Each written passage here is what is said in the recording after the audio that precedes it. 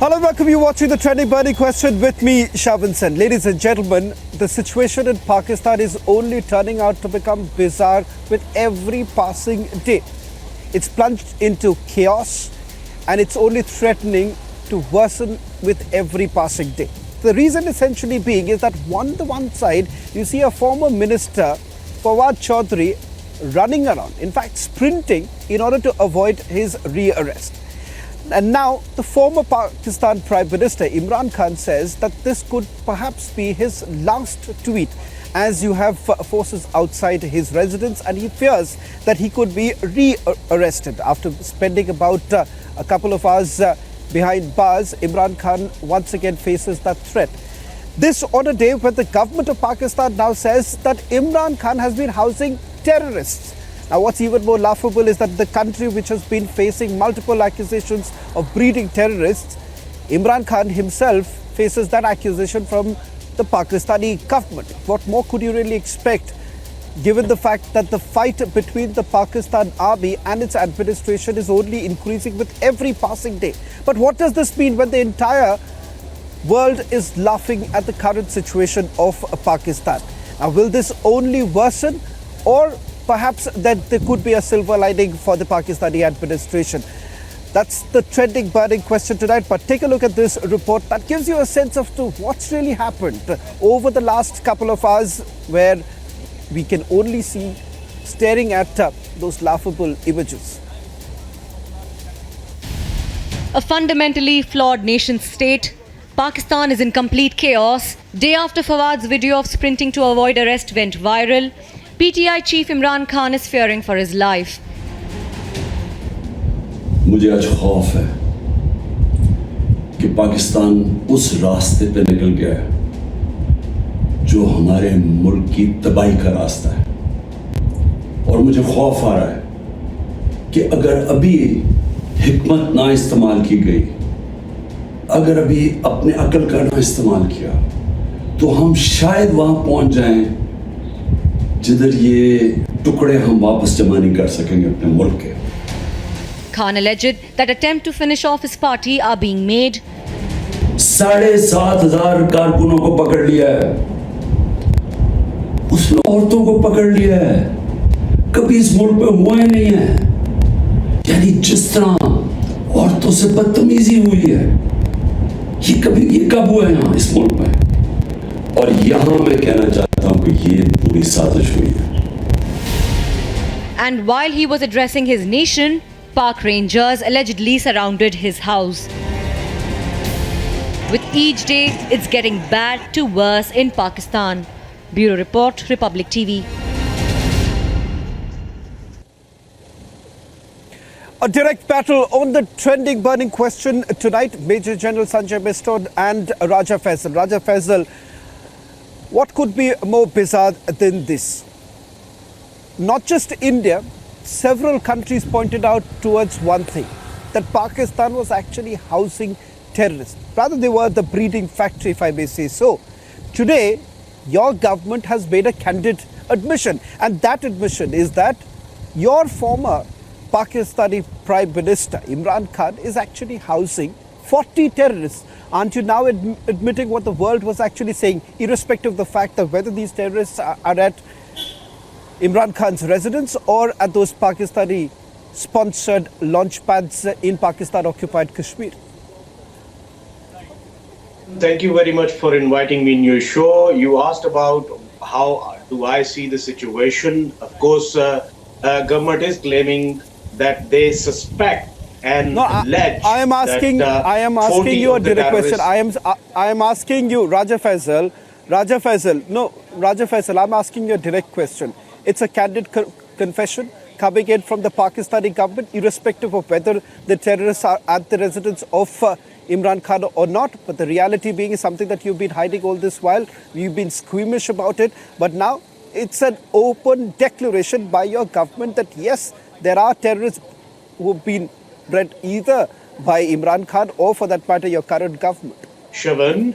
Shaban, you're a journalist from India. I'm a journalist from Pakistan. I think that there is a basic manner in which we, the journalists, assess the statements. And the statement I am referring to, it was given today by the setup which is ruling in Punjab, the largest province of Pakistan right now. Though this setup, it had expiry date of 15th of this month, but still it is continuing because by law and by constitution, only 3 months of a caretaker setup can be given, but now it is prolonged. They don't have any credibility in front of the constitution. Yes, we can say that they're still aligned with the government sitting in the federal, and they are calling the shots. What did they say about? They said that they allege that they have confirmations and information that there are several terrorists who are being housed by Imran Khan at his residence in Zaman Park. And that is why the build-up is, being made in there. Nobody has said that he is having terrorists. They have just alleged. And in what context? Only in the context in which the Jinnah House, it was raided by the people. If we talk about GHQ, it was obviously attacked last week by the people or by miscreants. So whoever it was, I think it's only the court that decides who's a terrorist and who is not. You make a... No. Raja Faisal, you need to decide whether you want to believe the statement that they've made or not, whether they are part of your government or they are not. You make a decision of your own, but the fact of the matter is that this has been endorsed by none other than your government. So it could be an allegation. It's a political statement, sir. It's a political statement issued against another political party, the opposition party. The burden of proof, the burden of proof lies with you, not with anyone else. But Major General Sanjay Beston, let me just bring you right now. You've heard what Raja Faisal is saying. Raja Faisal is saying that this is a political statement. In the heat of a political debate, perhaps these kind of statements have been made. But I want to focus on where it has originated from. And not just about Imran Khan, not just focusing on Imran Khan, but there's a larger context to it. And the context is this. There is an admission today by the Pakistanis. The fact that they've tried to run away despite the world submitting several proof that they've always nurtured terrorists in their own home ground. And I would say that it's a homegrown nice factory of terrorists that they've nurtured all this while. They did not want to agree, but today they themselves have to, where the situation is only spiraling. Shravan, good evening. I absolutely agree with you. See, I've been following Pakistan in the Indian Army for about 40 years, and I was in Afghanistan. So with that backdrop, I would certainly state that firstly, Pakistan is the epicenter of terrorism in the world. There is no denial on that fact. Now, who has produced these terrorists? Terrorists have been produced by Pakistan Army and the ISI. And when I was in Afghanistan, I happened to come across some of these elements, including the Afghan Taliban and the TTP and the ISI. And I really cannot divulge so many things, but the fact of the matter is that terrorism has been used as a harbinger or as a foreign policy in Pakistan. And therefore, a country like Afghanistan, which was so prosperous, and they were looking for a greater Pashtunistan way back in 70s, it is General Zia-ul Haq that time who radicalized the Pakistan Army and induced the element of Islamization in Pakistan Army and similarly in Afghanistan. And therefore, Afghanistan is where it is. And I have seen how Taliban destroyed Afghanistan, who were actually the original Pashtuns from those places. And in a place like Panjshir Valley, entire vegetation of grapes, everything was destroyed. Petrol poured so that for 10 years there is no vegetation. So Afghanistan was radicalized, and we know where they are. So all acts of terrorism, whether it is 26/11, whether it is 9/11, has originated from Pakistan. Now, what has happened is that the same terrorists actually are striking them back. And therefore, Imran Khan is being, he is being charged upon that he's harboring 40 terrorists and whatever it is, he's a former prime minister who was running the country. So what it amounts to is that today the trust deficit is so much in Pakistan within the Major political... General Sanjay Meston, what happens when you have a... Major General Sanjay Meston, sorry to interrupt you, but I would like to bring in Raja Faisal to it also. When you have a snake in your backyard, what can you really expect? And perhaps the Pakistanis are learning a lesson. I hope they are. Raja Faisal, there is a lot of lessons for you to learn from here. We've been saying this for a very long time, something that you do not want to accept. I do not know why. Perhaps even journalists do not want to expose their own government. The reality is that these launch pads that were created, these terror factories that you created, your army essentially created. And I'm not saying this, Raja Faisal, even General Bajwa had said this. If you want me, I can remind you of the statements that have been made by General Bajwa as far as Kashmir is concerned. The very fact that you do not have enough fuel to run your own tanks is a reality check for you. And Raja Faisal, rather than really covering up the misdeeds of your own government, because the problem is that you only tried to blindfold every Pakistani by trying to radicalize them by saying that, look here, we're going to do something as far as Kashmir is concerned. Your obsession with Kashmir has led to a situation like this. Shravan, thank you very much for asking this question. One by one, I'll address everything. First of all, Major General is very, respectful, and I respect him, and I respect his service he delivered to his country on my vest. Obviously, in India, India was in Afghanistan for its defensive offense against Pakistan, and we, respect him for the services he delivered to his country. That's how every nationalist and patriot general should be. I just want to clear something. He said that Pakistan made the terrorists. Well, I would disagree, sir, on the basis of the statement of Hillary Clinton, in which she herself said that we, plus the, Saudis and Pakistan's ISI, we all were together in making the terrorists, or in making the freedom fighters who turned out to be terrorists later in the later years of their lives. That was done against the Soviets, and the general would agree with me. If he doesn't, still I agree with him, whatever he says.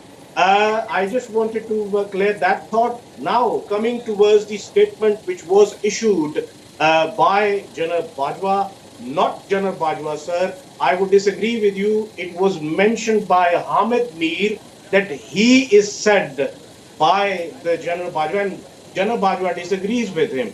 Let me tell you, there will be, many important people sitting on the important positions in your own country who might be seeing me right now and would agree with me that I might know better of these 3 years, the previous 3 years, whatever has been going on, than someone who's called Hamid Mir. I'm not sure on what basis he's been delivering these kind of statements, but these statements were, not right to the core. I thought Raja Faisal. I thought Raja Faisal. I believe he was. I thought Raja Faisal for the longest time. Some kind of for the longest time, every Pakistani was considering Hamid Mir as a formidable Pakistani journalist. Now, unfortunately, it's very unfortunate, Shah Faisal, you want to drop Hamid Mir like a hot potato just because. No, you may not agree because it does not suit your narrative. But the fact of the matter is that for the longest time, Hamid Mir was projected as the most formidable Pakistani journalist. And today, when he is basically exposing his own army, and the reality that everyone knew about it, Shahbaz, what is important to point out here, please understand. No one, even Major General Sanjay Meston will tell you this. Major General Sanjay. Sanskrit word, which is Raja Faisal. Raja and Shah, they are same. 1 minute. No, let me, 1 minute, Faisal, just hold on. Please, I think so, no sane person today would actually say that we want to see Pakistan, in an unstable condition. That's not our doing, it's your doing. But the fact of the matter is that Major General Sanjay Beston will also tell you. Major General Sanjay Beston, please tell Faisal that an unstable Pakistan means only more trouble for the entire subcontinent. But what do you really do when someone like Faisal will not want to actually say that yes, we've made our mistakes. Yes, we have actually been sitting and dining with the terrorists who should have been finished long back. If we want prosperity in our country, we shouldn't have been, creating this factory that we did, because all that we spent was, our money was being spent in infiltrating terrorists across the line of control. We spent our maximum time in, breeding the mujahids. And Very true. Faisal, that's where the problem lies. Major General Sanjay Beston will be able to tell you this much better. Major General Sanjay Beston, I think so, even though all of us are nationalists here, we have all our interests in place. But having said that, I think so, the message that the Pakistanis should get is that it's time perhaps they learn a lesson. Very true. I think it is high time Pakistan learns from its own mistakes. They have made far too many mistakes. And therefore, very rightly stated by you, Shravan, that an unstable Pakistan is not in the interest of Pakistan, and neither it is in the interest of the entire region, neither in the interest of India, and neither in the interest of the entire globe. So therefore, now how come stability can be brought about? Yes, mistakes have been committed. Terrorists have been, the homegrown ground for terrorists. Despite all this, there is a way out. And I think the way out is, let us analyze, Imran Khan is today looking for elections. Whether he is right or wrong, I am no one to comment. After all, that's a political issue about their own country. But the army, it is high time, should learn lessons from the Indian army. Indian army till date has never been involved in any politics in the country. We have remained apolitical, and neither even we go and meet any foreign delegation, neither any president or anyone. Your chiefs, the Pakistani army chiefs, they meet the top heads of each country because they have projected themselves as running the country, which is not in their interest. And therefore, it is first time in a country like Pakistan, maybe that Imran Khan has taken the army head on, and maybe that his fellow workers, his associates, and a lot of the people of Pakistan has actually realized that Pakistan army is feeding them in a negative path. And today 71 is also being quoted by Imran Khan and many people. And somehow they now feel that Bangladesh happened, now Khyber Pakhtunkhwa / Baluchistan should not happen. And therefore that realization has started setting in. And if they do not realize, right now, your starting statement was, Pakistan is in a quagmire. We do not know what is happening on ground. The Pakistan army seems to be divided. I would not say the army, I would say some of the generals, they seem to be divided. The politicians seem to be divided. And therefore, if they do not resolve this issue amicably, they are even now thinking of sacking the Chief Justice of Pakistan Supreme Court. So I don't know about... if this is not resolved, I think then General Sanjay Beston, I don't know how much... they would only be heading for a disaster, and they would continue doing so. Faisal, if you do not realize that it is high time that you start asking those questions of your government. It is high time that you need to ask questions of your army. It's high time that you need to ask questions of your ISI. The interest of Pakistan is something that never bothers them. The problem is that most of your Pakistani generals are only interested in carrying forward their individual interests, their own individual wealth. They do not really care two hoots about what happens to Pakistan or what happens to an ordinary Pakistani. And they are more than happy to always divert your attention, Faisal, by saying that, look here, ye to hamara Kashmir hai. Ye aapka Kashmir kabhi bhi nahi tha. Or the sooner that you realize, then sooner you focus on what you have with you. better it is for you. And the sooner you actually realize that you need to question your own government, you need to question your own Pakistani army, you would realize that perhaps there is a way out, there is a silver lining for you. Shawan, first of all, I would agree with the general. The armies should be apolitical. They should have no role in the governance. They should have no role in the politics of any country, be it India, be it Pakistan, or be it elsewhere. Democracy is the only solution to the problems of the people of Pakistan and everywhere. If we look at the recent statements by the Chief of the Army Staff and statements issued by ISPR, DGISPR of Pakistan, they have time and again said that they are apolitical and they will not be playing any political role in Pakistan. And of course, martial law is squiggled away from them. So we are not expecting that in Pakistan. But yes, there are administrational failures. We are seeing that Constitution of Pakistan is not being followed to the core. I'm talking about the sitting government.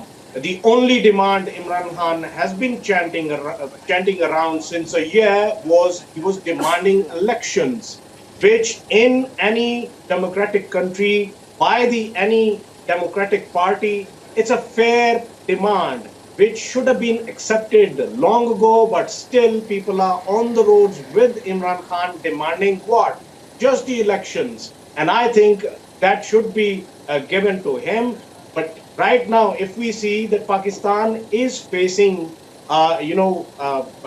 brute force, which is being applied by the sitting government, it should not be used. And by the way, you talked about, earlier you highlighted that Pakistan, me being a journalist, I should be highlighting that Pakistan is involved in some kind of, terrorism. I just wanted to, Shawan, just give me 1 minute and I'll just explain it for you.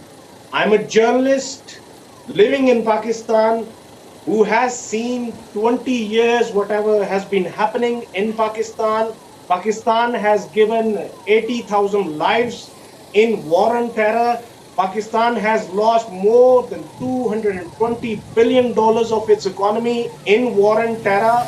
And I believe Pakistan giving out all of this and losing this hefty amounts and losing a large number of people in war and terror. Pakistan is a victim of terrorism. I know it is being said again and again in past, but me being a journalist, I don't think so. No, yes, 1 second. Faisal, come on. No, yes, problems were in past. Faisal, obviously, Faisal, about the Zia Faisal, era. please. Now, you are not a victim. Faisal, please understand. I truly respect journalists, but having said that, please don't say that Pakistan today is a victim of terrorism. They're the perpetrators of it. And you know that very well deep down. You may not be in a position to admit it, but there is enough evidence to that effect.